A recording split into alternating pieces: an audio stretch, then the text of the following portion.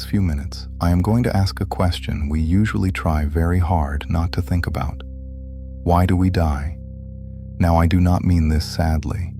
I mean it as a genuine scientific puzzle, because we treat death as the one absolute, unbreakable rule of existence. Everything that is born grows old and dies. It feels as certain as gravity. But here is what should stop you in your tracks. It may not be a rule at all. Some living things barely age. A few may not truly age in any meaningful sense whatsoever. So aging and death are not a universal law handed down to all life, which forces a far stranger question. Not simply, why do we die? But why were we built to die when apparently some things are not? Look across the living world, and the sheer range of lifespans is astonishing. A mayfly lives for about a single day, a human around 80 years. A bowhead whale can live over 200 years, and the Greenland shark can swim through the cold ocean for perhaps 400 years. Some alive today may have been born before the telescope was invented, and it gets stranger. There is a tiny jellyfish that, under stress, can revert its own cells to an earlier stage and begin its life cycle again, seemingly without limit. Some scientists call it biologically immortal. There are trees that have lived for thousands of years and show almost no signs of aging at all. So death, clearly, is not one fixed rule of life. Different living things age at wildly different rates, and a rare few barely at all. So why do we? To find the answer, we have to see ourselves the way evolution does, which is a little humbling. Evolution does not actually care about you, the individual. It has no goal of keeping you healthy or happy or alive for as long as possible. It cares about one thing only: passing genes on to the next generation. From evolution's cold point of view, you are a vehicle built to carry your genes long enough to reproduce and to help your offspring survive. And once that job is done, evolution's interest in you drops away dramatically. This is the key that unlocks the entire mystery of aging. Natural selection works powerfully to keep you healthy up to and through your reproductive years. But after that, its grip on you begins to fade, and in that fading, aging quietly creeps in. Let me make this precise because it is the core idea. Imagine a harmful gene whose effects only appear when you are very young, before you have had children.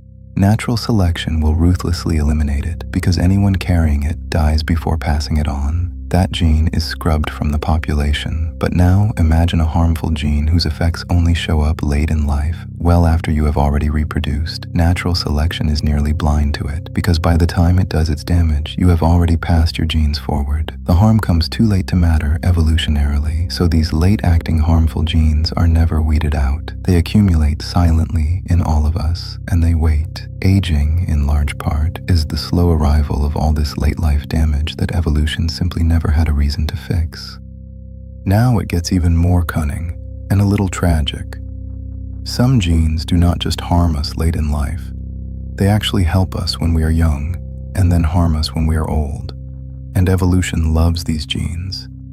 Think about it. A gene that makes you strong and fertile and vigorous in your 20s will be strongly favored and spread through the population, even if that very same gene causes disease and decline in your 60s. Because the benefit comes early, when it helps you reproduce, and the cost comes late, when evolution has stopped paying attention.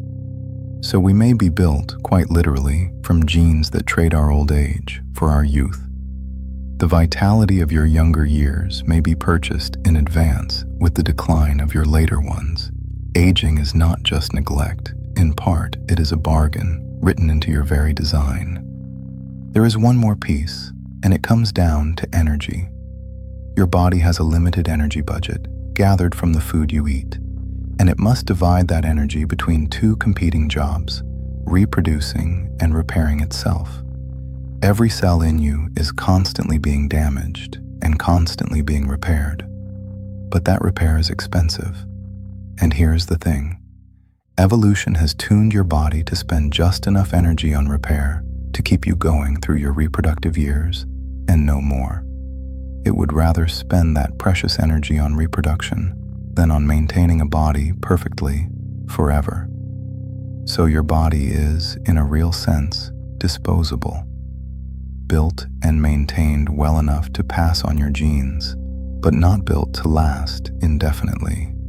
You are a magnificent temporary vehicle, kept running just long enough to carry the next generation forward.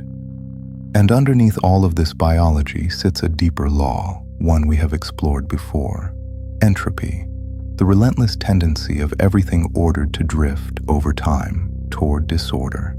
Your body is one of the most exquisitely ordered things in the universe, and holding that order together takes constant, furious work. Every day, your cells repair damage, fix errors, and rebuild. But the repairs are never perfect. Tiny bits of disorder slip through and slowly accumulate. Damaged proteins pile up. Cells stop dividing properly. The strands that protect your DNA gradually wear down. Over decades, this creeping disorder is what we experience, physically, as aging. Evolution set the pace of repair, but entropy is the current your body is forever swimming against, and eventually, inevitably, the swimming slows. So here is the question that naturally follows. If aging is not a fixed cosmic law, but a trade-off, a matter of how much a body repairs itself, then could we change it? Could aging one day be slowed or even cured? And the honest, careful answer is, we genuinely do not know, but it is not impossible in principle. We know some animals barely age at all, which proves that biology is capable of it. Scientists are now studying aging not as an unchangeable fact, but as a process with mechanisms that might one day be adjusted. This is real science, though it is early and easy to overhype. There is no magic pill, and there may never be one. But for the first time, we are seriously asking whether the pace of aging is something we could carefully learn to slow. Aging may not be a wall, it may be a dial. But even to ask if we could invites a harder question: should we? A dramatically longer life sounds at first like an obvious gift: more time with the people we love, more to see and learn and become. And yet it opens genuinely difficult questions, ones we have barely begun to face. What would it do to a life to have no natural end in sight? What would it do to a world already straining if people simply stopped dying? Would a life without limit still have the same urgency, the same preciousness? These are not questions with easy answers, and I will not pretend to have them. But they are questions we may, sooner than we think, actually have to confront. And they lead us, in the end, to the deepest point of all: what death actually gives to life. Because here is the strange and beautiful truth we keep arriving at. It may be death itself that gives life its meaning. Think about it honestly. The reason this moment matters, the reason your time with the people you love feels precious, is precisely because it is limited. If you had infinite tomorrows, would any single day still count?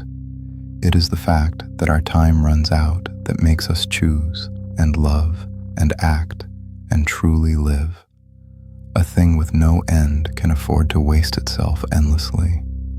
But a life with a horizon has urgency and weight and shape. The very finitude we fear is what makes everything within it valuable. Death is the frame that gives the painting its edges. Without the frame, the painting would simply bleed on, forever, into meaninglessness.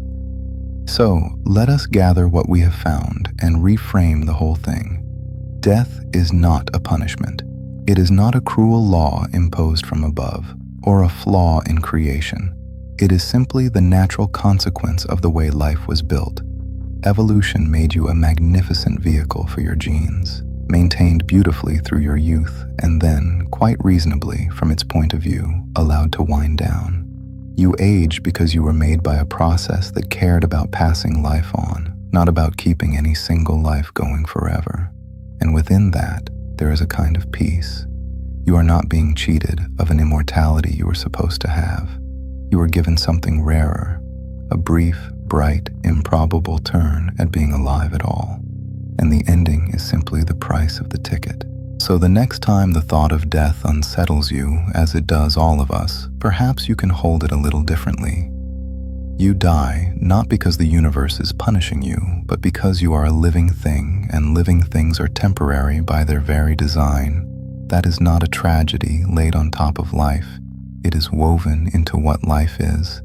And rather than making your days meaningless, it may be the very thing that makes them matter. You have a limited, precious, unrepeatable stretch of time to be here, to experience all of this, and then to hand it on. So the real question was never, why do we die? It was, knowing that you will, how will you choose to live? Tell me in the comments.